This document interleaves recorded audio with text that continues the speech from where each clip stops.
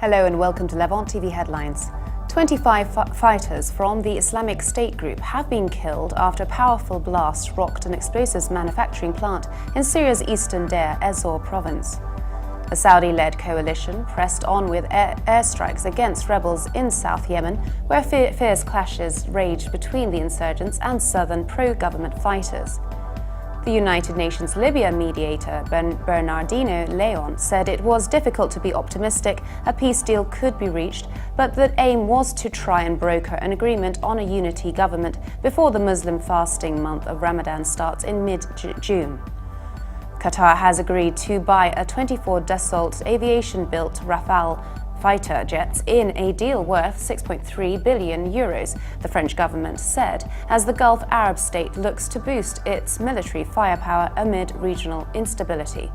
And Iran's foreign minister, Mohammad Javad Zarif, says Washington Post reporter Jason Rezaian, who is being held in Iran on espionage charges, may have been asked by a US government operative to spy on Tehran.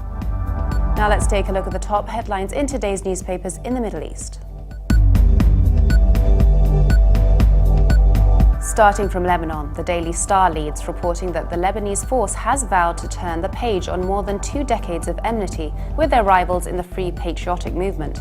The paper also reports that Tripoli's municipal board has elected a new mayor for the northern city 5 days after the previous mayor resigned due to political tensions.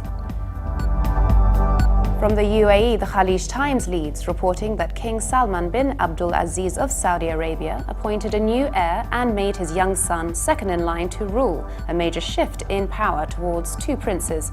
The paper also reports that Yemen's government will request membership in the Gulf Cooperation Council. The Egypt Independent leads its Middle East news, reporting that the Husseini Abu Daif Committee defending journalism held a march from the Journalists Syndicate to the Court of Cassation to submit a request to the Prosecutor General to reopen investigations into the cause of the death of journalist Mayada Ashraf. The paper also reports that France could sign a deal worth about €3 billion with Qatar for the sale of as many as 36 Dassault aviation-built Rafale fighter jets in the next few days. Now let's take a look at the top Middle East headlines from the UK papers.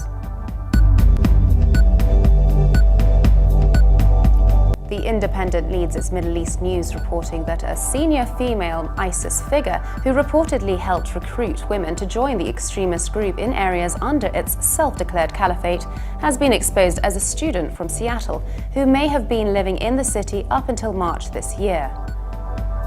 The Guardian leads its Middle East news, reporting that Britain has informed the United Nations of recent Iranian attempts to buy uranium enrichment technology on the black market. It has been reported.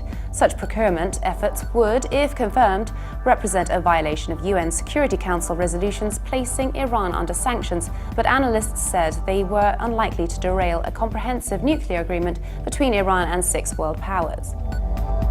The Telegraph leads its Middle East news, analysing Saudi's King Salman's reshuffle of succession.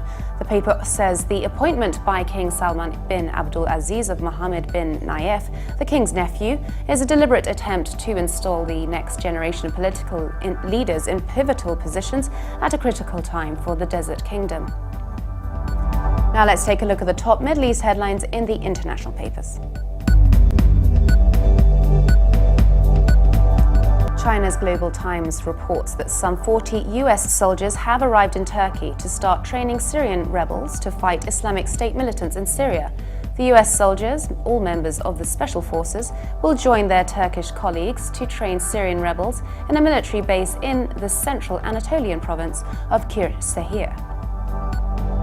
And finally, the International New York Times reports that the Islamic State's efforts to expand its reach beyond Iraq and Syria have spurred a debate within the coalition that the United States has assembled to confront the group about whether it needs to broaden its campaign. The Islamic State has sent a small number of fighters to Libya to help organize militants there, a new indication that the group is seeking to enlarge its self-declared caliphate.